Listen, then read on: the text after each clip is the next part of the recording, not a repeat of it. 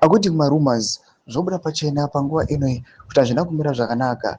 Right now panguva ino yatoona kuti even the members of the ruling party ZANU-PF pamwechete vamwe vari mupolitburo vamwe mucentral committee vatasana kuda kuchita gurei is they are saying pamarallies kuti in Zimbabwe power is now centralized to one person and that person is the president. Panguva ino zvinyatso kuuya zvikama true. Panguva ino patiri kuona kuti there are some post anyatsobuda pachena kuti panguva ino ma-uniformed forces vakaona veku-ZDF vamuna veku-ZNA kunyangwe nemapurisa panguva ino they are now being scraped off their power and panguva ino it is now being centralized to the new architecture. Don't subscribe or like out on the bell icon.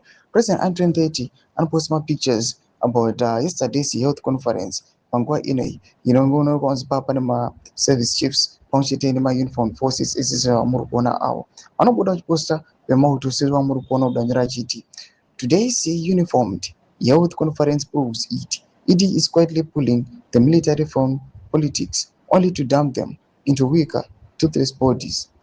Working hand in glove with Tafumane, he is systematically dismantling the ZDF from the inside. Wakeup generals. Doma developments are rubbed panguva ine. Arukono kwa wenze. Pane architectures arukuitika. Ayo panguva ine people might not view or see it. But panguva ine kurukono kwa wenze. This system is running as deeper as we can imagine.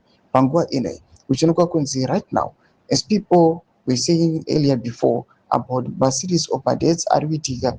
Kunema generals, retired generals, panguva ine kuti they are very shocking. But panguva ine there is another attack. Panguva ine rukono kwa wenze. These people they are now being scraped from the politics. Even if you see the new Constitutional Amendment Act number 3 which was signed, panguva ino inyasoratidza kuti these forces haasina nechekuita panhau dzekuuya vachi defend the constitution and the like. Zvinozobuda pachena kuti zvaendwa these individuals panguva ino vangosara vangopfeka nyembe zvavo, but power to demand order munyika yeZimbabwe it is now being scraped off. Pana comment section medu zvafungira any more today pamusoro pechitiko ichi. So subscribe or like, but on the bell icon.